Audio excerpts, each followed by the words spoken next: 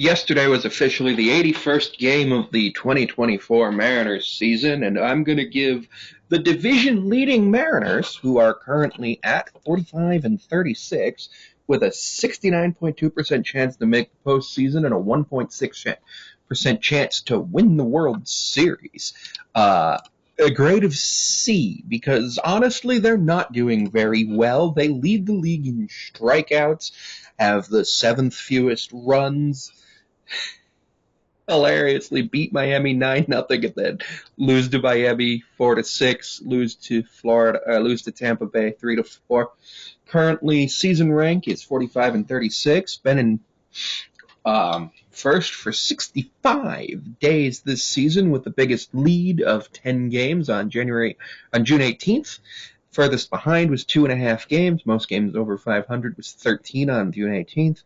Most games under 500 was only 4, and that was back on April 14th. Longest winning streaks been multiple 4-game winning streaks, same as our losing streaks. We've scored 10 runs as our most and allowed 12. Both of those happened in April, but we did have a second 10-run game in May. We've had a bunch of 10-inning games. We've been shut out 4 times, shut out the opponent 8 times, 15 comebacks. Largest comeback is only 4, but we've blown 14 leads, and our largest blown lead was 8. 5 walk-off wins, 4 times we've been walked off, including the other day on a walk-off, or back in the beginning of the season with a walk-off, walk-off, walks. It was wild. It was just wild, and that was with Mooney, and we've had a lot of injuries this season, like a lot of injuries this season that have not been great. Jorge Polanco missed a lot of time. Brian Wu missed some time. He's going to miss potentially more time. He missed his third to last start, came back, and then he came back again, and now he is potentially out for a little bit. Probably going to miss at the very minimum his next start on Sunday. Mariners have 814 strikeouts to 268 walks. They scored 317 runs and have 580 hits, so 250 or so more strikeouts than hits, and only a few more times on base between hits and walks with the compared to the strikeouts. I think it might be 10, 15. An average of 220, and on base percentage 300. A slug of 369 for an OPS is 669, which is not the worst in the league. Oakland has actually only got a 663 OPS. The worst OPS in the league is the White Sox at 621. They've also got the lowest average, lowest OBP. In terms of runs scored, we have the 9th fewest. We have 2 more runs scored than Tampa and 3 fewer than Washington. These are not statistics you want when you're going through. But when we look at our pitching, we lead in a lot of categories.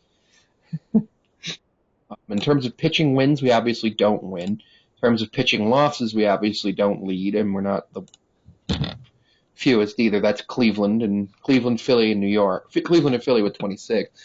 But in terms of ERA, we are 7th at 352, which isn't bad through 81 games. We have 8 shutouts. The Braves have 10. So I'd give that a solid A there. But in terms of walks too, we've given up the fewest at 191. Given up the fewest walks. We've given up 576 hits, which is the 3rd fewest. Given up 301 runs, which isn't great. Actually good for 7th best. 7th fewest. 279 of them earned. 85 homers. We've hit 25 batters. Who's leading the league in hit batsmen? It's with 48.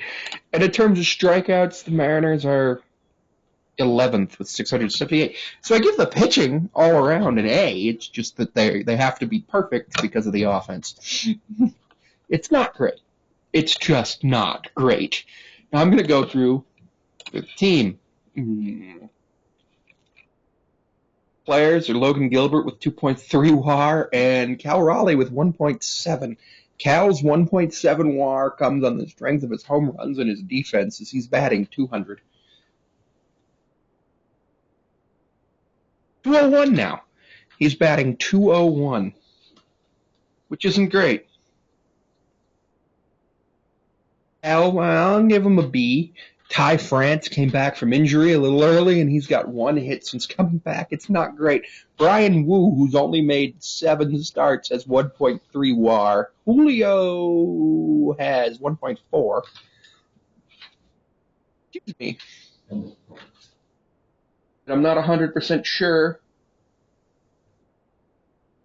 if why Julio has that much of a wins above replacement, but he is batting pretty well at 257. He was at 260 the other day, but he's about to have an on-base percentage under 300. It's not great. It is absolutely not great with what's going on with Julio. Luis Urias played 34 games and then ended up down in AAA, which is fine. Sebi Zavala played 18 games with 43 plate appearances and 6 hits, 4 runs. And he's been designated for assignment, and I don't know where he is now. I think he might have just been released. I'm fairly certain he cleared waivers. Victor Robles is all right. He's actually been doing really well, having 6 hits and 20 plate appearances, 6 hits and 17 at-bats for a 353 batting average on the Mariners. He's doing really well. He made a mistake in his first game, but not the end of the world. And he has a 163 OPS plus for the Mariners, which in limited plate appearances, that actually leads the team. Our top 10, though, is Luke, Raley, Dylan Moore, Josh Rojas, Ty France, Cal, JP, Julio, Garver, Haniger, Polanco. Our team OPS plus with them is 96, so that's why we're not doing great. 973 total bases from our top 10 players. I don't like it. We need more bases. We need more base hits. We need more people on base. It's an issue that the Mariners have had for a while. The pitching is great. Like, when I look at each of these pitchers, like, the win-loss records aren't great because sometimes they get no decisions. Like, Logan Gilbert went the first 5 games of the season, I think, maybe 4 games of the season without a decision. And ERA plus is 107, but Mooney's is 269. And Brian Wu's is 213, which is really good. I just wish Brian Wu wouldn't get hurt so much.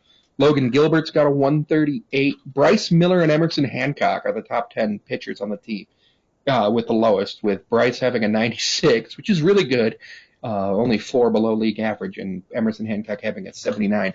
But he is, honestly, my opinion on Emerson Hancock is he is a serviceable 6th starter that you bring up when you're having issues or you want to go to a 6-man rotation. And so overall, I'm giving the Mariners a C because the offense isn't good, but the defense and the pitching is great, other than a few random mistakes. But the problem with the Mariners is that you can't just do that. You have to actually be able to score people from being on base, and if you don't get on base, you're not going to score. The big thing with the Mariners is they need to learn how to take their walks, they need to strike out less, and they need to, truthfully, they need to hit the ball a little better. We've had a few questionable strikeouts recently from the umpire. We had one guy, actually, if you look on StatHead, the Mariners have a strikeout where the player only saw 2 pitches. I think it was because of a pitch clock violation, but striking out on 2 pitches is actually hilarious. But yeah, we got to figure something out with the offense. The defense and the pitching is fine. Maybe we trade for a bullpen arm. Maybe we trade for a 5th starter and move Wu into the bullpen. There's 80 pitchers on the injured list with elbow injuries this season, so I don't know who. But what would be better would be to just trade for a impact bat. I haven't seen any more news on Brian Wu. I'm sure they'll probably call somebody up for the bullpen over the next couple days because they used 7 pitchers last night. But overall, I give the Mariners a C for the 2024 season first half. Very exciting news, though.